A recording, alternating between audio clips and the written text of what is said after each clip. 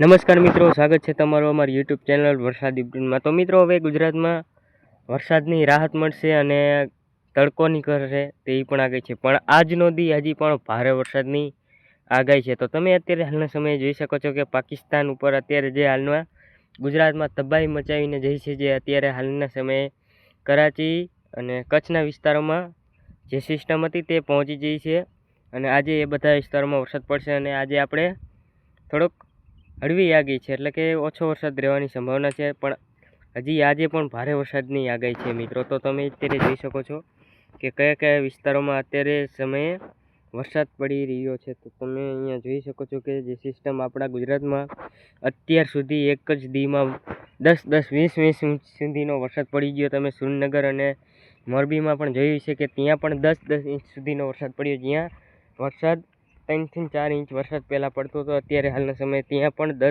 10 inch વરસાદ પડ્યો છે। તો મિત્રો, હજી આજે પણ ભારે વરસાદની આગાહી છે અને આજે કયા કયા વિસ્તારોમાં વરસાદ વધારે પડવાની સંભાવના છે તે બધી વાત કરશું। જો તમે આ ચેનલમાં નવા હોય તો સબસ્ક્રાઈબ જરૂરથી કરી લેજો મિત્રો।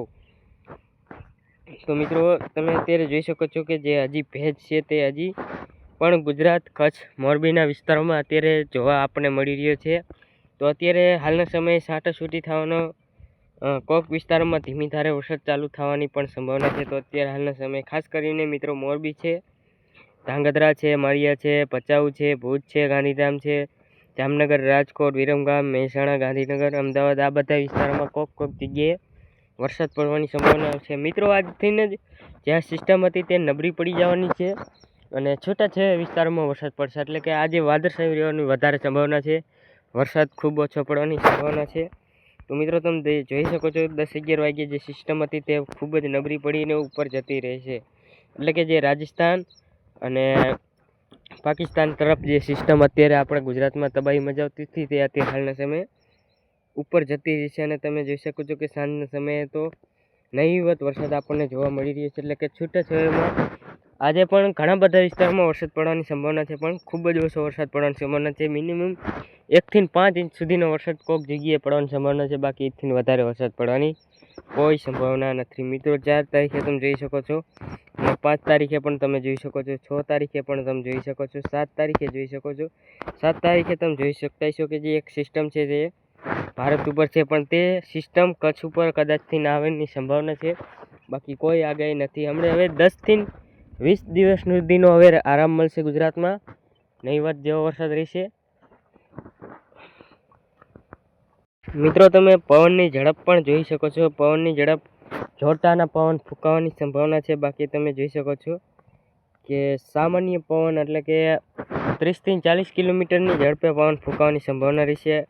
આજે સાંજના સમયે પણ ભારે પવન ફૂંકાવાની સંભાવના રહેશે। 3 તારીખે પણ 1 વાગ્યે 30 થી 40 કિલોમીટર, અમુક જગ્યાએ 50 કિલોમીટર પવન ફૂંકાવાની સંભાવના રહેશે। 4 તારીખે પણ તમે જોઈ શકો છો। 5 તારીખે પણ સૌરાષ્ટ્ર, કચ્છ અને દક્ષિણ ગુજરાતમાં જ પવન ફૂંકાવાની સંભાવના છે, બાકી તો મધ્ય ગુજરાત, ઉત્તર ગુજરાતમાં વરસાદ પડવાની પણ સંભાવના છે, તો એ બધા વિસ્તારોમાં વરસાદ પડવાની સંભાવના છે।